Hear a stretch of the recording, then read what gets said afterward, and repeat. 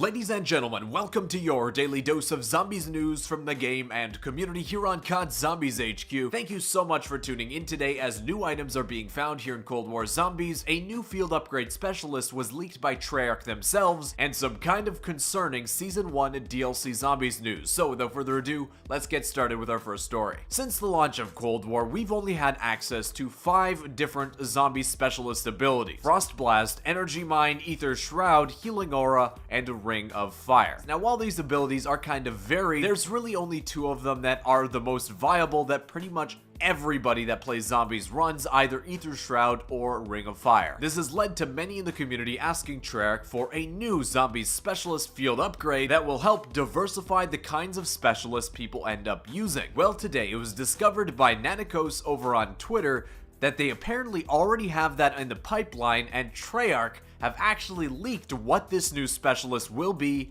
themselves, where during a certain time during the launch period for Cold War, when you started up zombies for the first time, you were met with a bit of these tutorial screens. One of the tutorial screens that popped up on your screen before you could play details the field upgrades, and it includes a few pictures showing you some more information about exactly what they are and how to use them. But Nanikos noticed that in the picture for the Tacticals ability section, there's something different that doesn't actually appear in the game, and that in this picture there aren't 5 field upgrades, but there's 6, with the one at the top being one that we haven't seen before and that isn't in-game. Its name is called Frenzy Guard, and while we don't exactly know what it does at this time, we can assume that it's going to be a defensive style field upgrade rather than a more offensive style field upgrades like the Energy Mine and Ring of Fire. There's some theories that Frenzy Guard might actually give you some limited time extra armor, as well as repairing the armor of yourself and your teammates when you decide to use it, and along with some extra damage mitigation effects while it's active, as suggested by this Reddit user. I think it could make this field upgrade pretty viable, so it'll be interesting to see when Treyarch actually decides to re-add this into the game, because it obviously was in the game at some point. Maybe it'll come with other new zombies content arriving in Season 1, but we'll have to wait a little bit longer to see. Because moving on to our second story of the day, the release date for the drop of Season 1 here in Cold War has been delayed to December 16th, and while Activision and Treyarch didn't really give a specific reason for the delay. Usually when these things happen, that'll be extended sentences of, oh, we just needed a little bit more time to get everything perfect for you guys. There wasn't really much of that here, leading to speculation that it is probably true that they delayed the release of Season 1 so as to not share the spotlight with one of the biggest game releases of the past few years, Cyberpunk 2077, of which I'm personally really looking forward to. So in order to maximize people's attention and pull them towards Call of Duty's new content, it seems likely they just delayed it a week to let the hype for Cyberpunk die down a bit before they release all of their new stuff. And in terms of what that new stuff is, Treyarch did give us more details about what we can expect with Season 1, where they really make sure to highlight that it'll include new multiplayer maps, new 6v6 modes and playlists, 2v2 gunfight with 4 new maps, and a new huge fire team map. So that's really exciting for those that enjoy multiplayer. And over on the zombies side,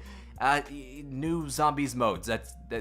it. It really sucks being the third game mode, boys. And I'm really hoping that they decide to share more information about what kind of specifically we can expect now that they've given more details about what's coming to multiplayer. Just continuing on to say new zombies modes in this post is really disappointing. So hopefully we'll be able to bring you more details about not only new zombies modes, but as they advertised on their website prior to launch, more content as well, which could be this new field upgrade, could be new perks, and I'm really hoping for a new small survival map to be added to the game. But in a year where game releases seem to be constantly delayed, we now just have to wait a little bit longer for it. And if you remember, during Treyarch's Double XP event last week, since during the whole of that event, Zombies XP was bugged in solo and in high round modes, Treyarch promised to make it up to us by adding another unplanned Double XP event into the game. It seems like this is what they had planned, where Double XP and Double Weapon XP will be added to Cold War from December 12th until December the 16th. So if Treyarch wasn't straight up lying and this wasn't planned before the recent issues with zombies and they had to kind of make it up to the community here by giving us this event, well, the multiplayer people can kind of thank the zombies mode here for a little bit extra extra time of double XP, double weapon XP. They're also giving us access to 2 free bundles that you can claim between December 8th and 15th. So that's pretty cool of them, I guess. But man, I just can't help thinking, I hope Treyarch doesn't let us down with this new content, man. I hope it's really, really good,